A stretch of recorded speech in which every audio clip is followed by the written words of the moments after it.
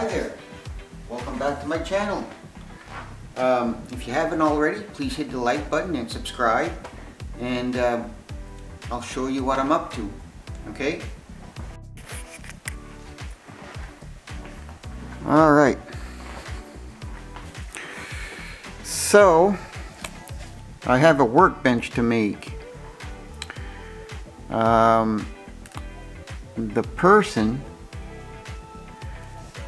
liked the dimensions of the top and the fact that I'm going to be using birch top, and it's 25 by 56. That's the top. He also wanted some clamping surface, sort of like this. See, I have here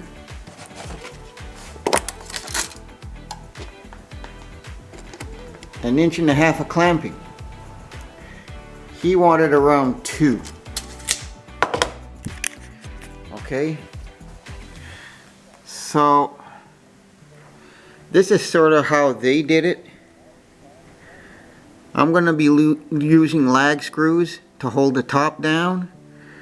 There's going to be 6 of them, right?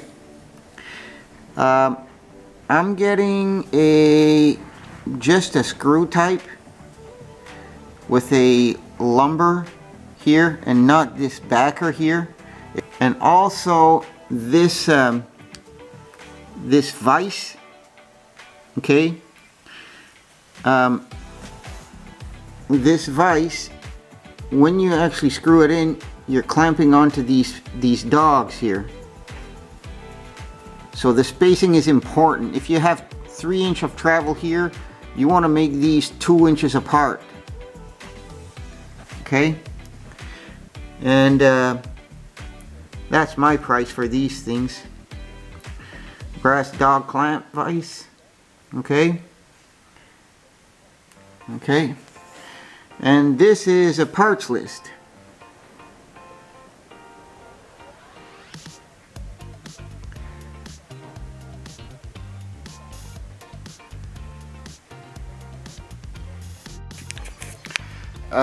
The thing is, with this bench, there are a few modifications that I am making. Okay, the person doesn't want the sides filled in, and he doesn't want the drawers. Okay, so those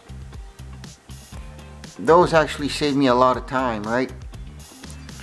So let's get on with it. Alright, so this is my pile of lumber for the countertop. Okay, now some of these boards might make 2 pieces, I'm not sure, but whatever's left, I'm making breadboards or something out of it. I ain't wasting it. See, I'm going to try to get, these are all quarter sawn, I'm going to try to get closer to the peel here, my 1 inch, and here closer to the middle there's some checking and some less desirable wood, so I'm going to try to bypass that to give the best possible finish for the top, right?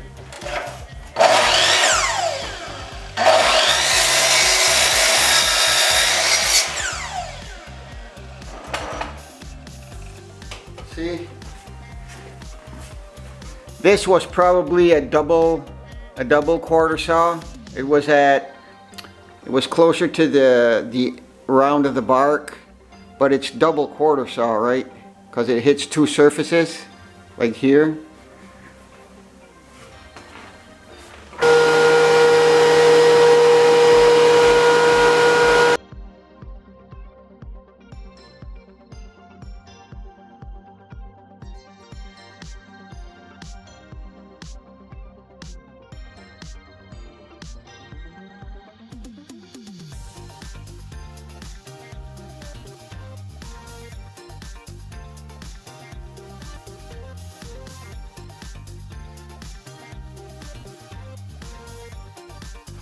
Okay, so I've prepped the lumber, and There are a few curly fries in there, but hopefully it'll do. I'll have to trim this one down a little more because I don't want to spend all my time in the planer. And this is how you do it, right? I put the good side. Like you can tell, there's a few defects, but that's not the importance of this surface, right? The good surface is on the bottom here. So I'm going to glue it that way with the good surface down. Alright, so I'm going to set this aside.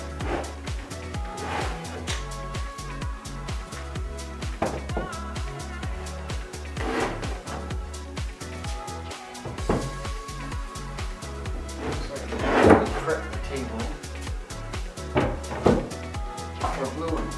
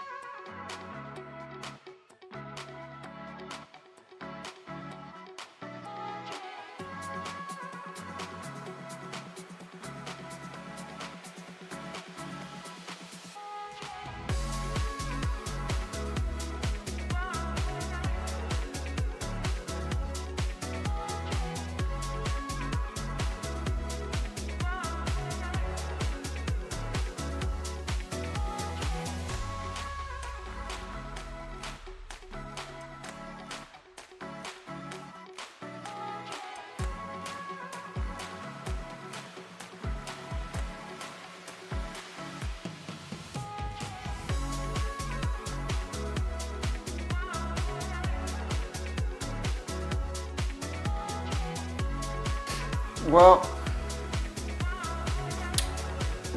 when I was sawing yesterday for the breadboards, for the top on that workbench, I got this. Okay, so that's 12 inches, and my planer can take up to 13. But the plan called for 3 inch, and I went 1.5, which was really only the mortise joint depth, or the piece that would accept the top, so I could screw through it. So, but it works out okay because I'm going to use this as a bottom shelf. So I was busy yesterday. You never got to see this part. But I redone the boards. Now I gotta mill them down smooth to accept glue and rip them to 3 inches wide.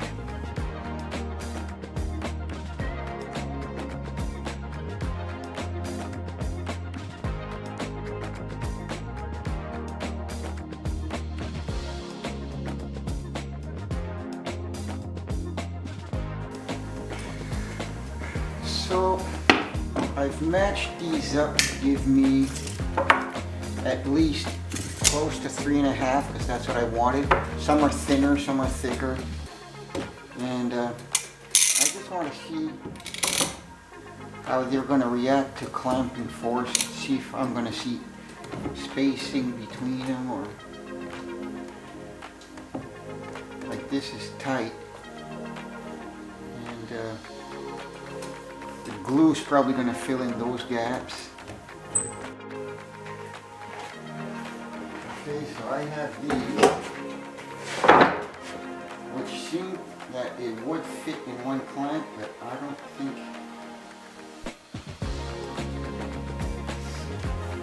that would be a wise thing to do because they're not super flat.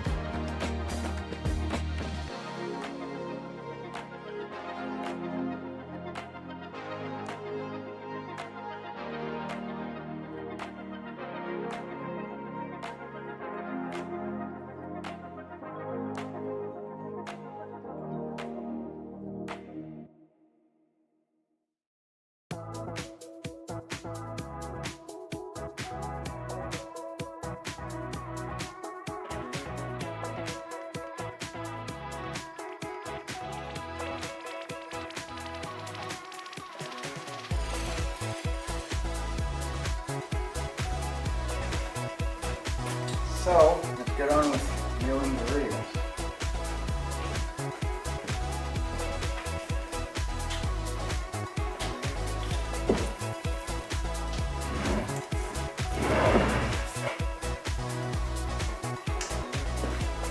And what I really want from these rails is not the exact thickness right now.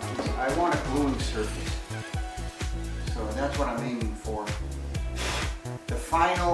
The final passes on the rails might be done in the sander. I don't know, it depends on what kind of finish I get out of this planer.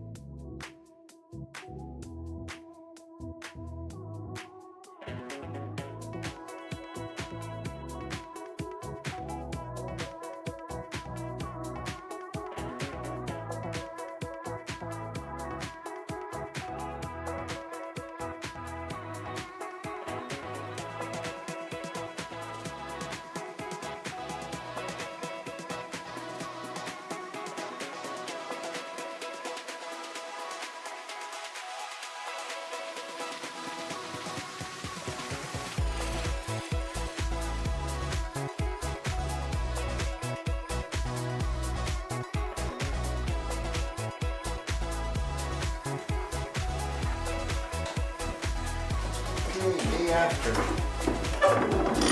I'm going to be gluing the counter or the top of the bench today.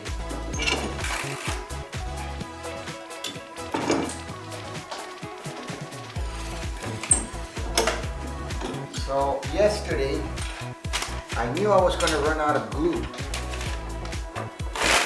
So I went to the store, which is, I don't know if it's around 3/4 of an hour away, got there and forgot my wallet at home. I had to drive back and go back, wasted part of my day just running around. It's one of those days where you just have to sigh and chop it up to, it was my turn to not mess up, but sometimes life wants something else out of you, even though you have plans.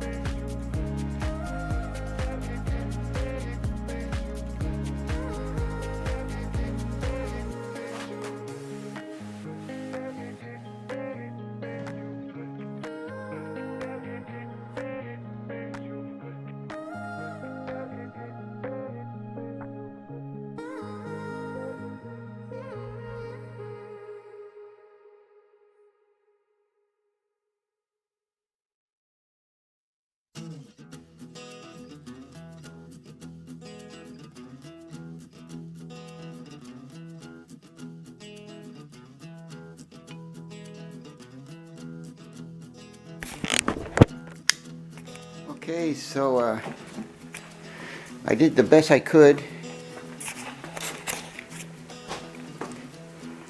These seem pretty straight. There's glue oozing out everywhere. Same here. Okay. And it seems pretty straight. Alright, so I just put this here so this would actually straighten out a bit. I left it clamped on the table because the table is flat. But this is the glued finish top. Okay, and this is a beast, man. This is heavy. It's 3-inch thick. That's 3-inch thick solid birch, and it's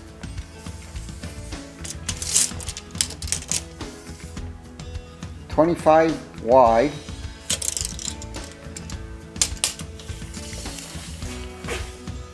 by 56.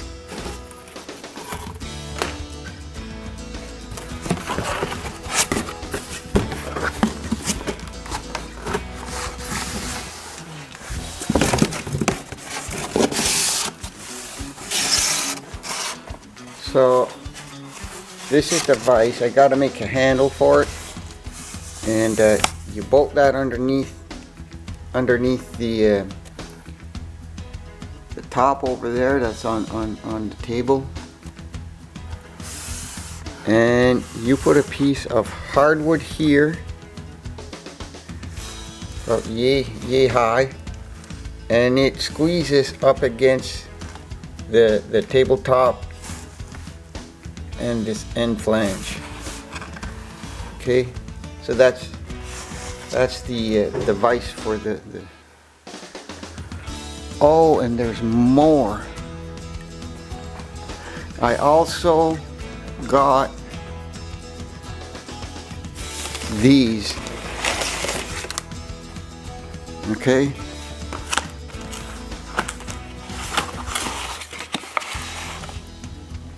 Okay, so what you do is you drill a hole